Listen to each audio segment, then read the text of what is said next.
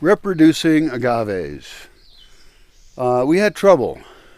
We had pots of agave seeds, and off of one plant you can collect a lot of agave seeds, like thousands, most of which will fall on the ground and then not germinate and they'll die. So that sucks. We did put agaves into the seeds into pots, and we got all these little beautiful seedlings, and I was so happy. I was like, oh, we've solved it. We are going to have thousands of these plants everywhere.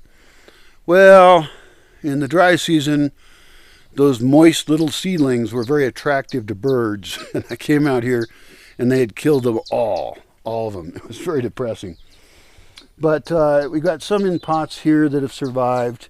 These are looking really sad because we didn't water them, but we're watering them now. But we finally figured out the best way to create agave seedlings, and it is in these kind of bottles right here, waste bottles. And we just dump the dirt and the seeds in there, and it acts like a tiny greenhouse.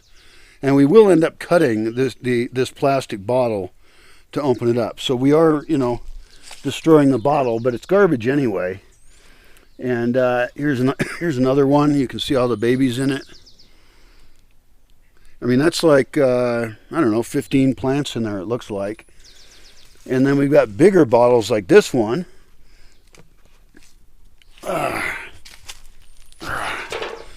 And that has in there a bunch of babies, not quite as many.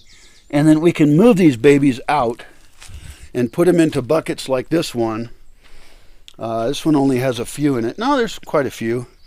There's one here, one there, one there, one there, one there. This one was done with seeds, actually. That's not the ideal way because we lose them that way.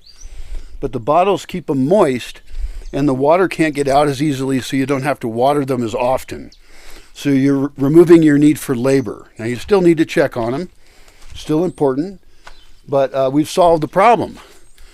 And I have tons of bags of seeds that I've collected. We've got two main kinds of agaves we grow, but I would like to collect many other kinds of agaves.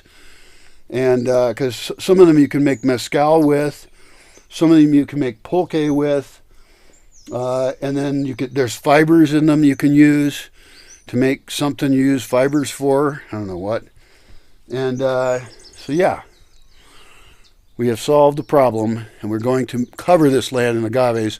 Another benefit of agaves is we can make 20-foot deep, sharp, spiky fences that nothing can get through, that are great for wildlife. We could put nopales in there as well. That's prickly pear, cacti, and we can have zones in which nobody can get through, because fencing is very expensive. And I can still put a fence in, but that would be a good enough fence. It wouldn't be for privacy much. Well, if we put hawthorns in there as well, it grows up higher, so it's some privacy. And we could always put cedar hedges and things like that. But the point is that we can plant a whole perimeter of these spiky barriers. Be really cool.